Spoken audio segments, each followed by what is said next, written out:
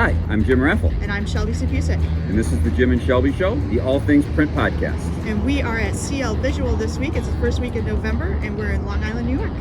And so what we are going to do next is take a little tour through the shop, and then we will do an interview with Chris DeFeo, who is one of the owners. Correct.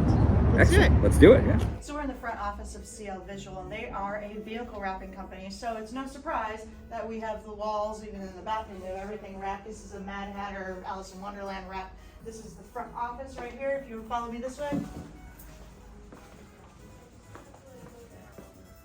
We come back into the design area. So look at this.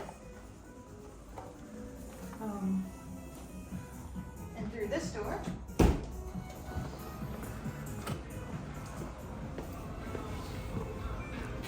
So now we're in the production area.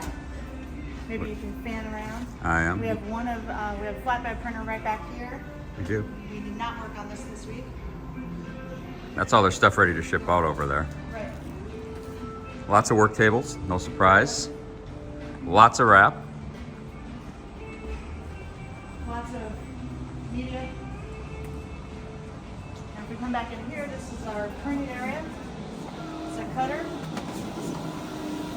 This is where Jim was doing all his lamination this week. Brand new light booth. Yep. And these are the printers that we're working on, and this is a brand new Mamaki that just came in yesterday. We're hoping to get that up and running. So now that we've seen the shop, why don't we take a break and talk to Chris? All right, we're here this evening with Chris DeFeo of CL Visual. We're on Long Island. Why don't you tell people a little bit about yourself and a little bit about the business? My name is Chris. Again, my company name is CL Visual. I have a partner, Leo Hayda, who runs this business with me. Been here about 7 years, located in Long Island, New York.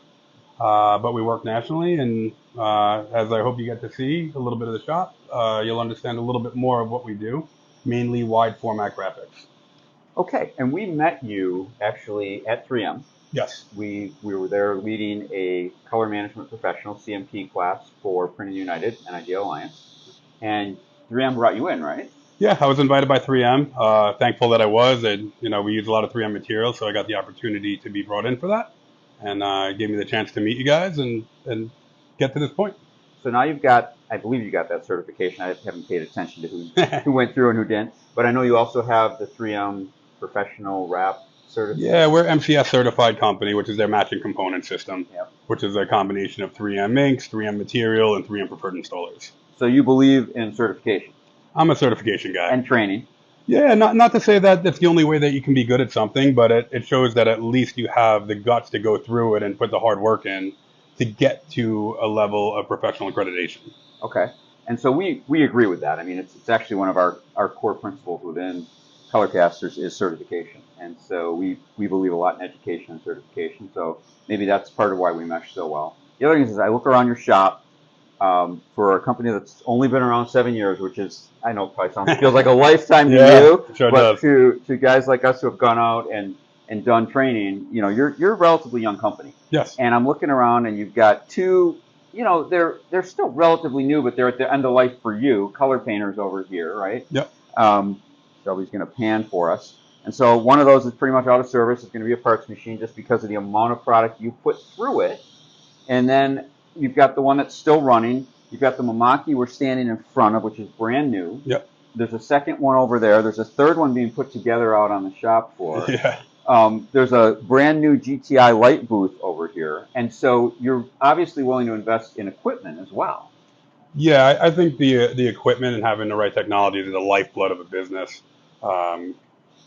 Differentiating myself from everybody else is how I'm able to get the clients that I have. Okay. And another thing I just observed, you were teaching some of your younger guys how to wrap a panel truck. Yep. And I'm not going to use the exact language you used, but I love the way you wrapped up your session with them.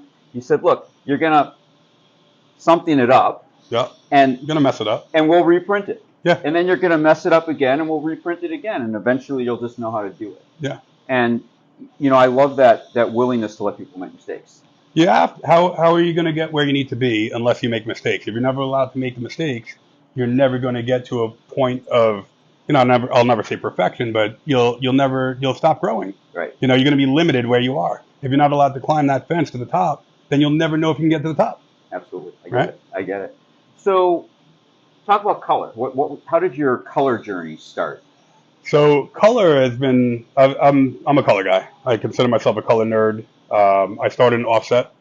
So offset printing was where you have no choice but to be a color guy when you're in offset printing. I switched over to digital printing and then into wide format, but color's always been very important to me. Okay. We work with a couple clients that are very color specific, namely Kickcharge Creative, who is a branding company for a lot of the home service industry. They do fantastic work, have fantastic designers, fantastic project management, and they require a really high end of color, and that's what we want to provide. And we want to provide that to all of our clients. Okay. Because I know even before we got here, you already have, you had some X-Rite I1 equipment that was already in-house. Yep. So, you know, some places we go in and they have no color measuring Yeah. equipment. You already had the equipment. You're already building your own profiles. You came to CMP. You obviously realized that maybe there was we were just talking about learning and not stopping.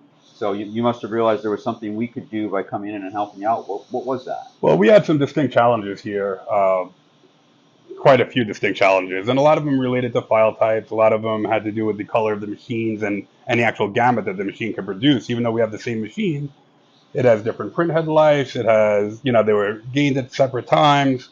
There's going to be some changes in there, and that's something that we wanted to be able to calibrate and make it as consistent as possible.